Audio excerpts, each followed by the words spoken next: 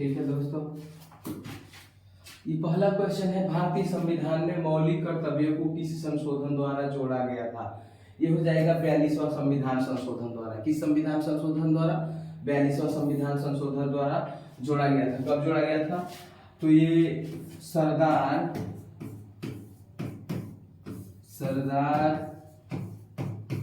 स्वर्ण सिंह समिति, कब? सरदार स्वर्ण सिंह समिति, इसकी सिफारिश कब की गई थी? 1976 में की गई थी। इसकी सिफारिश कब की गई थी? 1976 में की गई थी। 44वां संविधान संशोधन क्या है? 44वां संविधान संशोधन है आपातकाल से जुड़े अधिकारों के मामले में। क्या है? आपातकालीन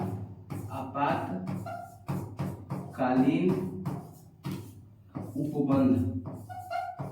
क्या है? आपातकालीन उपबंध है। 52वां संविधान संशोधन हो जाएगा दल बदल। क्या हो जाएगा? दल बदल विरोधी। क्या हो जाएगा? दल बदल विरोधी कानून से संबंधित है। और है 61वां संविधान संशोधन। यह क्या है? ये है मतदान। क्या है? मतदान की उम्र 21 वर्ष से घटाकर कितना कर दिया गया? 18 वर्ष। कब कितना कर दिया गया? 21 वर्ष से घटाकर 18 वर्ष कर दिया गया। ठीक है, इसमें क्या था? भारतीय संविधान में मौलिक कर्तव्यों को किस संशोधन द्वारा जोड़ा गया? तो ये है 42वां संविधान संशोधन द्वारा जोड़ा गया। किसने समिति बनाई थी? सरदार स्वर्ण सिंह समिति। कब बना था? 1976 में बना था। आगे है 44वां संविधान संशोधन, ये आपातकालीन उपबंध से संबंधित है।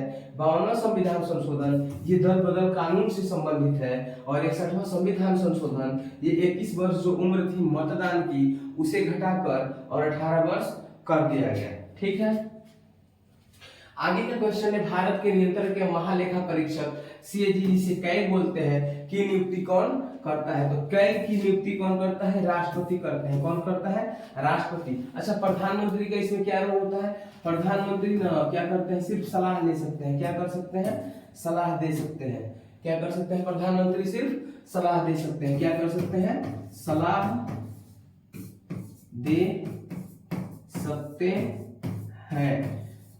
प्रधानमंत्री सिर्फ सलाह दे सकते हैं, इसमें संसद का कोई रोल नहीं होता।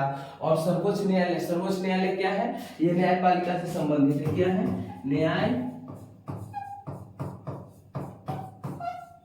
सर्वोच्च न्यायालय न्यायपालिका से संबंधित है। किससे संबंधित है? न्यायपालिका से संबंधित है। ठीक है, सर्वोच्च न्यायालय न्यायपालिका से संबंधित है। आगे का क्वेश्चन है, ऑपरेशन फ्लड किससे संबंधित है? ऑपरेशन फ्लड किससे संबंधित है? तो ऑपरेशन फ्लड श्वेत क्रांति से संबंधित है। किससे क्रांति से संबंधित है? श्वेत क्रांति से। इसके जनक हैं डॉक्टर वर्गीस कुरियन। कौन है? डॉक्टर वर्गीस कुरियन। इस क्रांति के जन्मदाता कौन है? कई जगह डॉक्टर वर्गीस कुरियन होता है, कई जगह डॉक्टर वर्गीस कुरियन होता है। तो आप वर्गीस कुरियन भी पढ़ सकते हैं या फिर वर्गीस कुरियन भी पढ़ सकते हैं। वर्गीस कुरियन। ठीक है, आप जिस भाषा में समझ लीजिए वही है। डॉक्टर वर्गीस कुरियन किसके जन्मदाता है? श्वेत क्रांति के जन्मदाता है। आगे है हरित क्रांति। हरित क्रांति किससे संबंधित है? खदान उत्पादन से संबंधित है। किससे संबंधित है? खदान उत्पादन से। किससे संबंधित है? खदान उत्पादन से संबंधित है। नीली क्रांति किससे संबंधित है? मत्स्य उत्पादन से। किससे संबंधित है? मत्स्य उत्पादन से। नीली क्रांति किससे संबंधित है? मत्स्य उत्पादन से। और पीली क्रांति किससे संबंधित है? ये तो हो जाएगा पीली क्रांति किससे? तिलहन से। पीली क्रांति किससे संबंधित है? तिलहन से। पीली क्रांति किससे संबंधित है? तिलहन। सॉरी, पीली क्रांति तिलहन से संबंधित है। ठीक है, पीली क्रांति तिलहन से संबंधित है। ये ऑपरेशन फ्लड किससे संबंधित था? तो ऑपरेशन फ्लड किससे संबंधित था? श्वेत क्रांति से। इसके जन्मदाता कौन थे? डॉक्टर वर्गीस कुरियन। हरित क्रांति खदान उत्पादन से संबंधित है। हरित क्रांति क्या है? खदान उत्पादन से संबंधित है। और नीली क्रांति मत्स्य उत्पादन से संबंधित है। पीली क्रांति किससे है?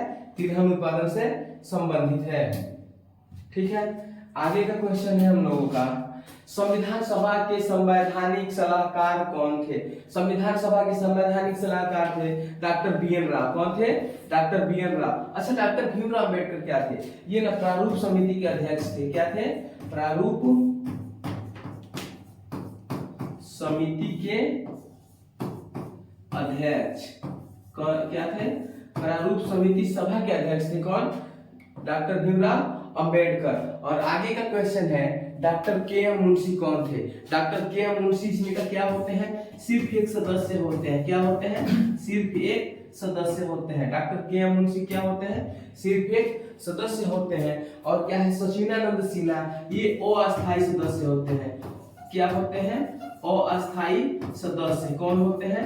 डॉक्टर सचिदानंद सिन्हा अस्थायी सदस्य होते हैं। अच्छा, ये अस्थायी सदस्य हुए कब होंगे? इनको अस्थायी सदस्य बनाया गया था 9 दिसंबर को अस्थायी सदस्य बनाया गया था। किनको? सचिदानंद सिन्हा को। ठीक है। और 11 दिसंबर को क्या होता है? अस्थायी सदस्य बनते हैं डॉक्टर क्या नाम होता है? डॉक्टर राजेंद्र प्रसाद। क्या नाम होता है उनका? डॉक्टर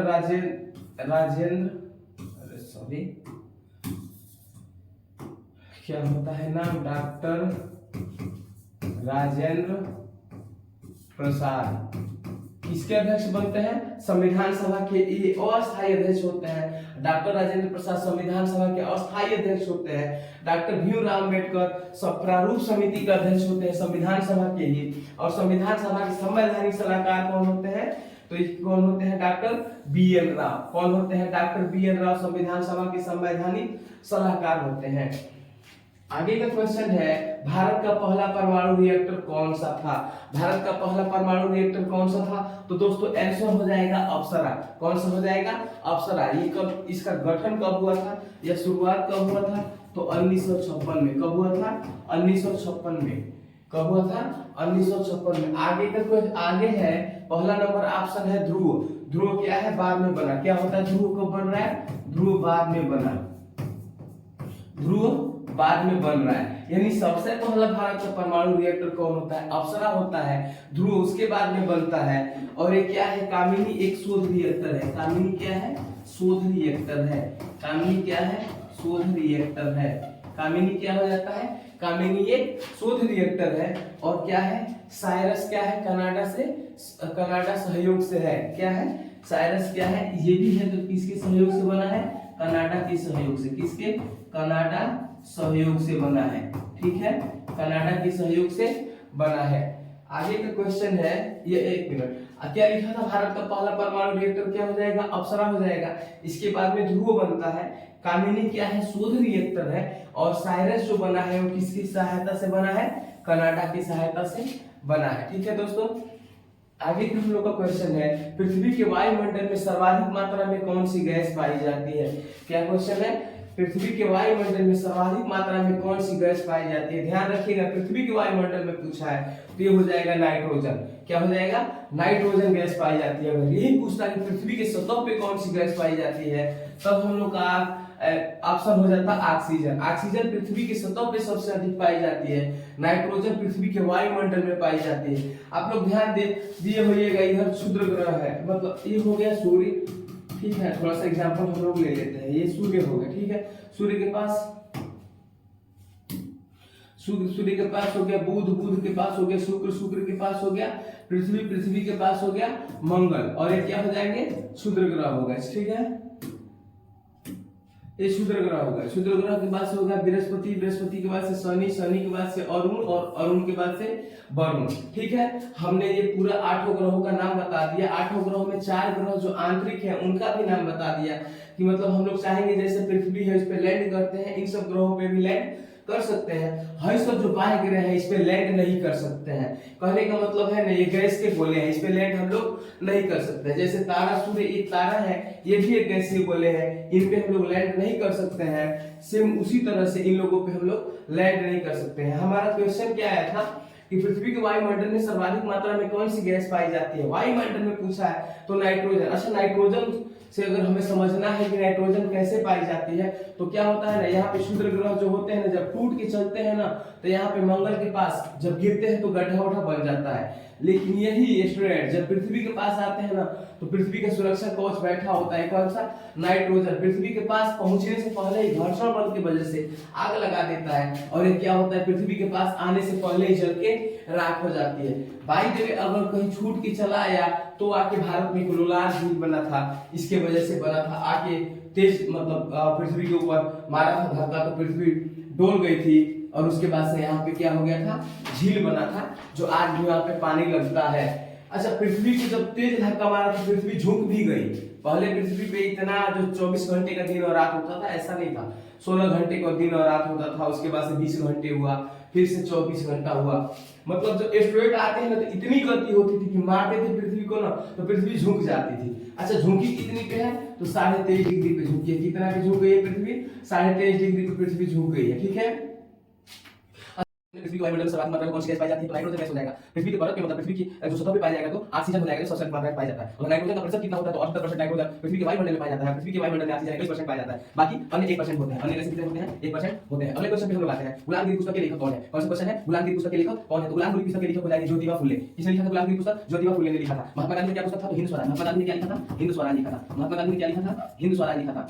आगे है बाल गंगाधर तिलक। बाल गंगाधर तिलक का क्या था? गीता रहस्य। क्या था? गीता रहस्य। बाल गंगाधर तिलक ने क्या लिखा था? गीता रहस्य लिखा था। और राजा राममोहन राय, राजा राममोहन राय जिसे भारत का अग्रदूत बोला जाता है, इन्होंने क्या किया था? राजा राममोहन राय ने तो सामाजिक सुधार किया था। क्या किया? सामाजिक सुधार। क्या किया था? सामाजिक सुधार। और ये सामाजिक सुधार आंदोलन भी चलाए थे, ठीक है। सामाजिक सुधार का काम किया, सामाजिक सुधार आंदोलन भी चलाया। समाज में अनेकों प्रकार की बुराइयां फैली हुई, छुआछूत, भेदभाव, ऊंच नीच और बाल विवाह जैसी प्रथा को राजा राममोहन राय ने रोकने का काम किया था। अगला क्वेश्चन है, भारत में योजना आयोग का गठन कब किया गया? भारत में योजना आयोग का गठन कब किया गया? तो ये हो जाएगा 1950 में। क्या हो गया? 1950 में भारत में योजना आयोग का गठन किया गया था, ठीक है। और क्या है, भारत में 1950 में योजना आयोग का गठन किया गया और 1915 में एक नीति बनी थी, ठीक। आगे आते हैं हम लोग। आगे लिखा है, संसद के दोनों सदनों की संयुक्त बैठक कौन बुलाता है? कौन बुलाएगा भाई? संसद के दोनों सदनों का संयुक्त बैठक तो क्या हो जाएगा? राष्ट्रपति हो जाएगा। कौन बुलाते हैं? राष्ट्रपति बुलाते हैं। संसद के दोनों सदनों की संयुक्त बैठक कौन बुलाता है? राष्ट्रपति बुलाते हैं। आगे का क्वेश्चन है, मानव शरीर में इंसुलिन का निर्माण कहाँ होता है? मानव शरीर में इंसुलिन का निर्माण कहाँ होता है? तो ये अग्न्याशय में होता है। कहाँ होता है? अग्न्याशय में होता है। शरीर में शुगर का नियंत्रण भी करता है। क्या करता है? शरीर में शुगर का नियंत्रण कौन करता है? शुगर का नियंत्रण कौन करता है? तो अग्न्याशय करता है, ठीक है। आगे का क्वेश्चन है, मोनालिसा चित्र किसने बनाया था? किसने बनाया था? मोनालिसा चित्र बनाया था लियोनार्डो दा विंची ने। किसने बनाया था? लियोनार्डो दा विंची ने क्या किया था? मोनालिसा चित्र को बनाया था। पिकासो क्या हो जाएगा? पिकासो आधुनिक कला हो जाएगा। क्या हो जाएगा? आधुनिक कला। क्या हो जाएगा? आधुनिक कला। कौन सा हो जाएगा? पिकासो। पिकासो क्या हो जाएगा? आधुनिक कला। और आगे है माइकल एंजेलो। क्या हो जाएगा? माइकल एंजेलो क्या थे? एक मूर्तिकार थे। क्या थे? एक मूर्तिकार। क्या थे? एक मूर्तिकार। क्या नाम था इनका? Michael Angelo. और अगला है वैन। क्या है? वैन ने क्या किया था? तो ये स्टारली नाइट का कुछ काम किया था। इसको हटाते हैं, इससे मतलब नहीं है। भारत में सबसे पहले सूर्य किस राज्य में निकलता है? तो ये आंसर हो जाएगा दोस्तों, अरुणाचल प्रदेश। क्या हो जाएगा? अरुणाचल प्रदेश। भारत में सूर्य सबसे पहले कहां निकलते हैं? अरुणाचल प्रदेश, ठीक है। माना हमने ये टूटा फूटा भारत बना दिया, ठीक। अरुणाचल प्रदेश यहाँ पे है। माना ये हो जाएगा 68 डिग्री 7 मिनट पूर्व से 97 डिग्री 25 मिनट पूर्व। क्या हो जाएगा? 68 डिग्री 7 मिनट पूर्व से 97 डिग्री 25 मिनट पूर्व, यानी उगते हुए सूरज का राज्य भारत में कोई पूछे तो अरुणाचल प्रदेश है। अगर हमने माना कि अरुणाचल प्रदेश में सुबह का 2 AM हो रहा है तो उस समय गुजरात में कितने बज रहे होंगे? या फिर ऐसे मानते हैं कि 7 बज रहा है सुबह में, 7 बजे सूरज दिखाई दिए कहां पे? अरुणाचल प्रदेश में। कहां पे? अरुणाचल प्रदेश में। तो गुजरात में कब दिखाई देंगे? तो दोस्तों इसको निकालेंगे, घटा लेंगे हम लोग 97 डिग्री 25 मिनट पूर्व से 68 डिग्री 7 मिनट पूर्व, लगभग 29 डिग्री 55 मिनट के आसपास आ जाएगा, ठीक है। 29 डिग्री 55 मिनट के आसपास, लगभग 30 डिग्री हम लोग क्या करेंगे? 30 को 4 से गुणा कर देंगे। क्या कर देंगे? 30 को 4 से गुणा कर देंगे। कितना आ जाएगा? 120 मिनट। यानी हम लोग समझ जाएंगे कि 7 बजे अगर सूरज अरुणाचल प्रदेश में दिखाई दे रहा है तो 9 बजे सूर्य कहां दिखाई देंगे? गुजरात में 9 बजे सूर्य दिखाई देंगे। यानी उगते हुए सूरज का राज्य क्या हो जाएगा? अरुणाचल प्रदेश। क्या हो जाएगा? अरुणाचल प्रदेश। अगर ये कोई पूछ दे कि भारत का सबसे पूर्वी राज्य कौन सा है तो भी आपका आंसर क्या हो जाएगा? अरुणाचल प्रदेश। भारत के सबसे पूर्वी राज्य कौन सा हो जाएगा? अरुणाचल प्रदेश। अगर यही कोई क्वेश्चन पूछ दे कि दुनिया का सबसे पूर्वी देश कौन सा है जहां पे उगते हुए सूरज का घर बोला जाता है किस देश को, तो आपका जापान होगा। जवाब होगा जापान। क्या हो जाएगा? जापान। जापान को क्या बोला जाता है? उगते हुए सूरज का देश। उगते हुए सूरज का देश जापान। उगते हुए सूरज का राज्य भारत में पूछे तो अरुणाचल प्रदेश। आगे दीन ए इलाही धर्म किसने चलाया था? दीन ए इलाही धर्म किसने चलाया था? अकबर ने चलाया था। किसने चलाया था? अकबर ने। क्या था अकबर? अकबर ने क्या काम किया? अकबर ने धार्मिक सहिष्णुता को बढ़ावा दिया। क्या किया? धार्मिक सहिष्णुता को क्या किया? बढ़ावा दिया। क्या किया था? बढ़ावा दिया था। इसने अकबर ने। धार्मिक सहिष्णुता से क्या मतलब है? सभी धर्म के लोगों को जीने का अधिकार दिया। किसने दिया था? अकबर ने। अकबर।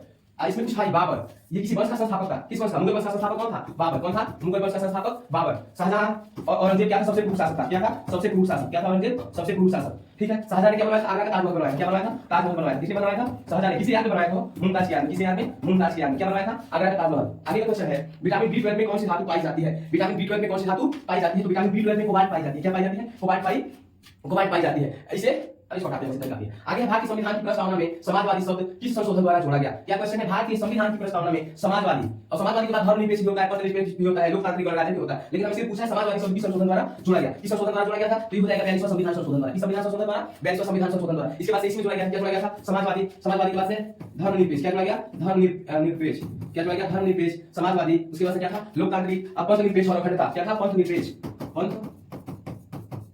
पंथनिरपेक्ष, अखंडता। क्या क्या जोड़ा गया था इसमें? प्रस्ताव, क्या भारतीय संविधान की प्रस्तावना में समाजवादी शब्द की संशोधन द्वारा जोड़ा गया 42वां, और इसके साथ और जोड़ा गया धर्मनिरपेक्ष, पंथनिरपेक्ष और अखंडता। आगे का क्वेश्चन है, मेघदूत के रचयिता कौन है? मेघदूत के रचयिता कौन हो जाएंगे दोस्तों? कालिदास। क्या हो जाएगा मेघदूत के रचयिता? कालिदास। क्या हो जाएगा मेघदूत के रचयिता? कालिदास। संस्कृत महाकाव्य है। क्या है? संस्कृत काव्य है। क्या है? कालिदास का ये मेघदूत संस्कृत काव्य। आगे का क्वेश्चन है, भारत का पहला उपग्रह कौन सा है? भारत का पहला उपग्रह कौन सा है? आर्यभट्ट। कौन सा है भारत का पहला उपग्रह? आर्यभट्ट है। भारत का पहला उपग्रह कौन सा है? आर्यभट्ट। ऐसे इसकी स्थापना कब होती है? 1975 में। क्या होता है? आर्यभट्ट की स्थापना 1975 में होती है। अगला क्वेश्चन है, जल का अधिकतम घनत्व किस तापमान पर होता है? जल का अधिकतम घनत्व 4 डिग्री सेल्सियस तापमान पे होता है। कितने डिग्री सेल्सियस पे? 4 डिग्री सेल्सियस तापमान पे होता है। अगला क्वेश्चन है, रामचरितमानस किस भाषा में लिखी गई है? रामचरितमानस किस भाषा में लिखी गई है? तो रामचरितमानस अवधी भाषा में लिखी गई है। किस भाषा में लिखी गई है? अवधी भाषा में रामचरितमानस लिखी गई है। अच्छा, इसको लिखा किसने था? लिखा किसने था? गोस्वामी तुलसीदास। किसने लिखा था? गोस्वामी तुलसीदास ने। क्या लिखा था? तुलसीदास। क्या लिखे थे? रामचरितमानस। इसमें राम के चरित्रों का वर्णन प्रकृति से संबंधित है। इसका आंसर हो जाएगा अनुच्छेद 21। क्या हो जाएगा? अनुच्छेद 21। ये क्या है? 6 से 14 वर्ष के बच्चों को निःशुल्क शिक्षा। क्या है? निःशुल्क शिक्षा का, निःशुल्क शिक्षा किसमें दिया जाता है? अनुच्छेद 21 ए में। और अनुच्छेद 19 है, ये क्या है? स्वतंत्रता का अधिकार है। क्या है? स्वतंत्रता का अधिकार। किसका अधिकार है? स्वतंत्रता का अधिकार किसमें है? अनुच्छेद 19 में। क्या देता है? स्वतंत्रता का अधिकार अनुच्छेद 19 देता है। अनुच्छेद 25 है धर्म का। अनुच्छेद 25 क्या देता है? धर्म की स्वतंत्रता देता है। क्या देता है? धर्म की स्वतंत्रता देता है। कौन सा देता है? स्वतंत्रता। कौन देता है? अनुच्छेद 25 क्या दे रहा है? धर्म की स्वतंत्रता दे रहा है। अनुच्छेद 25 क्या दे रहा है? धर्म की स्वतंत्रता। और अनुच्छेद 32 देता है संवैधानिक उपचारों का अधिकार। संवैधानिक उपचारों का अधिकार। क्या देता है? उपचारों का अधिकार। इसी को अनुच्छेद 32 को उठाकर डॉक्टर भीमराव अम्बेडकर ने क्या बोला था? संविधान की आत्मा बोला था। क्या बोला था? संविधान की आत्मा या संविधान का आत्मा। क्या बोला था? संविधान की आत्मा। किसने बोला था? डॉक्टर भीमराव अम्बेडकर ने। किसने बोला था? डॉक्टर भीमराव अम्बेडकर ने। क्या बोला था? संविधान की आत्मा बोला था। इसको अनुच्छेद 32 को। अनुच्छेद 32 क्या है? संवैधानिक उपचार का अधिकार है। आगे क्या दोस्तों? आगे क्वेश्चन है, सबसे हल्की धातु कौन सी है? क्या है? सबसे हल्की धातु कौन सी है? सबसे हल्की धातु में हो जाएगा लिथियम। क्या हो जाएगा? सबसे हल्की धातु में लिथियम। लिथियम क्या है? सबसे हल्की धातु है। सोडियम का क्या काम होता है? नमक बनाने में काम आता है। क्या आता है? नमक बनाने में काम आता है। नमक बनाने में काम आता है। आगे क्या है? पोटेशियम। अगला क्या है ऑप्शन? पोटेशियम। पोटेशियम का क्या काम होता है? उर्वरकों में उपयोग होता है। क्या होता है? उर्वरक में उपयोग होता है, या फिर बोलते हैं कि उर्वरकों में उपयोग। उर्वरकों में उपयोग खेती उती करने में काम आता है, भूमि को अच्छा से उपजाऊ बनाने का काम करता है। और मैग्नीशियम हल्की धातु होती है, दवाओं में उपयोग होता है। मैग्नीशियम का उपयोग होता है, हल्की धातु होती है और दवाओं में उपयोग होता है। तो सिर्फ बोल देते हैं दवाओं में उपयोग। किसमें? दवाओं में उपयोग होता है। किसका? मैग्नीशियम का। ठीक है दोस्तों, सबसे हल्की धातु हो जाएगी लिथियम। सोडियम नमक बनाने में काम आता है, पोटेशियम उर्वरकों में काम आता है, और मैग्नीशियम दवा के उपयोग में काम आता है। भारत छोड़ो आंदोलन कब शुरू किया गया? भारत छोड़ो आंदोलन कब शुरू किया गया? तो भारत छोड़ो आंदोलन 1942 में शुरू किया गया था। क्या गया था? 1942 में शुरू किया गया था। महात्मा गांधी का सबसे आखिरी आंदोलन क्या था? आखिरी आंदोलन क्या हो जाएगा? सबसे आखिरी आंदोलन क्या हो जाएगा? तो हो जाएगा भारत छोड़ो आंदोलन। कब शुरू किया गया था? 1942 में। अच्छा, 1940 में क्या शुरू किया गया था? 1940 में क्या शुरू किया गया था? अगस्त प्रस्ताव। क्या था? अगस्त प्रस्ताव। क्या था? अगस्त प्रस्ताव। क्या था? अगस्त प्रस्ताव। कब चालू किया गया था? 1940 में। और 1941 में क्या हुआ था? द्वितीय विश्व युद्ध। द्वितीय विश्व युद्ध का चल रहा था। 1941 क्या चल रहा था? द्वितीय विश्व युद्ध का चल रहा था। द्वितीय विश्व युद्ध का काल चल रहा था। काल, ठीक है। द्वितीय विश्व युद्ध का काल क्या चल रहा था? 1942। और 1945 में क्या होता है? तो 1945 में युद्ध की समाप्ति हो जाती है। किस युद्ध की? युद्ध की समाप्ति हो जाती है। क्या हो जाती है? युद्ध की समाप्ति। ठीक है, 1945 में युद्ध की समाप्ति हो जाती है। आगे का क्वेश्चन क्या है? आगे क्वेश्चन है, भारतीय रिजर्व बैंक का राष्ट्रीयकरण कब हुआ? आगे क्वेश्चन क्या है? भारतीय रिजर्व बैंक का राष्ट्रीयकरण कब हुआ? तो भारतीय रिजर्व बैंक का राष्ट्रीयकरण 1949 में हुआ था। कब हुआ था? 1949 में हुआ था। भारतीय रिजर्व बैंक की क्या है? भारतीय रिजर्व बैंक का राष्ट्रीयकरण। अच्छा, 1935 में क्या हुआ था? 1935 में कुछ हुआ था ना, तो क्या हो जाएगा? आरबीआई की स्थापना हुई थी। भारतीय रिजर्व बैंक की स्थापना कब हुई थी? 1935 में RBI, reserve bank of India की क्या होती है? स्थापना होती है। ठीक है, 1947 में भारत आजाद हो जाता है। क्या हो जाता है? हम लोग आजाद हो जाते हैं, आजादी मिली। 1947 में हमें आजादी मिलती है। और 1952 में क्या होता है? 1952 में कुछ हुआ होगा ना। 1952 में क्या होता है? प्रथम बार चुनाव होता है। क्या होता है? प्रथम चुनाव होता है। 1952 में क्या होता है? प्रथम चुनाव। 1952 में क्या होता है? प्रथम चुनाव होता है। यानी हमने सीखा कि भारतीय रिजर्व बैंक का राष्ट्रीयकरण कब होता है? तो 1949 में होता है। ये आरबीआई की स्थापना कब होती है? 1935 में होती है। ये भारतीय अधिनियम 1935 एक्ट के तहत किया गया था। 1947 को भारत को आजादी मिल रही है, और 1952 को प्रथम क्या होता है? चुनाव होता है। आगे का क्वेश्चन है, शरीर में रक्त को शुद्ध करने का कार्य कौन करता है? शरीर में रक्त को शुद्ध करने का काम कौन करता है? तो वृक्क करता है। कौन करता है? वृक्क का काम होता है शरीर में रक्त को शुद्ध करना। हृदय क्या है? हृदय पंप है। हृदय क्या होता है? हृदय पंप का काम करता है। इसका काम करता है? पंप का कार्य करता है। क्या करता है? पंप का कार्य करता है। पंप का कार्य करता है। कौन करता है? हृदय। अच्छा, हृदय होता कैसे है? हृदय होता है क्या? एक बंद मुट्ठी के आकार का। क्या होता है? हृदय एक बंद मुट्ठी के आकार का होता है। खुलना और सिकुड़ना क्या होता है? हृदय का काम होता है। यकृत का क्या काम होता है? पीठ बनाना। यकृत का क्या काम होता है? पीठ को बनाना। यकृत का काम होता है? पीठ को बनाना। यकृत पीठ को बनाती है। क्या करती है? यकृत पीठ को बनाती है। और फेफड़े का क्या काम होता है? फेफड़े का काम होता है गैसों का आदान प्रदान करना। फेफड़े का क्या काम होता है? गैसों का आदान प्रदान करना। फेफड़े का काम होता है गैसों का आदान प्रदान करना। गैसों का क्या करना? आदान प्रदान करना। फेफड़ों का क्या काम होता है? गैसों का आदान प्रदान करना होता है। तो क्या इक्वेशन था, शरीर में रक्त को शुद्ध करने का कार्य कौन करता है? तो क्या हो जाएगा? यकृत करता है। हृदय का कार्य होता है, हृदय पंप के आकार का होता है और एक बंद मुट्ठी के आकार का होता है, पंप करने का कार्य करता है। यकृत पीठ बनाता है और फेफड़ा क्या है? गैसों का आदान प्रदान करना फेफड़े का काम होता है। आगे है पंचतंत्र के लेखक कौन माने जाते हैं? क्या हो जाएगा क्वेश्चन? पंचतंत्र के लेखक कौन माने जाते हैं? तो पंचतंत्र के लेखक हो जाएंगे विष्णु शर्मा। पंचतंत्र के लेखक कौन हो जाएंगे? विष्णु शर्मा हो जाएंगे। कालिदास क्या थे? एक संस्कृत कवि थे। क्या कालिदास एक संस्कृत कवि थे? कालिदास क्या थे? संस्कृत कवि थे। कालिदास कौन से कवि थे? संस्कृत कवि थे। और बाणभट्ट क्या हो जाएंगे? बाणभट्ट ने लिखा था हर्षचरित। बाणभट्ट ने क्या लिखा था? हर्षचरित। हर्षचरित लिखा था बाणभट्ट ने। क्या लिखा था? हर्षचरित। किसने लिखा था? बाणभट्ट ने लिखा था हर्षचरित। मिस्टेक हो जाएगा थोड़ा सा। हर्षचरित किसने लिखा था? बाणभट्ट ने लिखा था हर्षचरित। आगे है चाणक्य। चाणक्य ने भी कुछ लिखा था। चाणक्य किसके लेखक थे? जिसकी लोग आज भी हम लोग मानते हैं चाणक्य नीति की। अगर कहीं विजय प्राप्त करना हो तो चाणक्य नीति सबसे ज्यादा इफेक्ट उसमें डालते हैं, प्रभाव डालता है। किसके लेखक थे? अर्थशास्त्र के। किसके? अर्थशास्त्र के लेखक कौन हो जाएंगे? चाणक्य हो जाएंगे। अगला क्वेश्चन है, भारत में सबसे बड़ा बंदरगाह कौन है? भारत में सबसे बड़ा बंदरगाह कौन है? क्या हो जाएगा अगला क्वेश्चन? भारत में सबसे बड़ा बंदरगाह कौन है?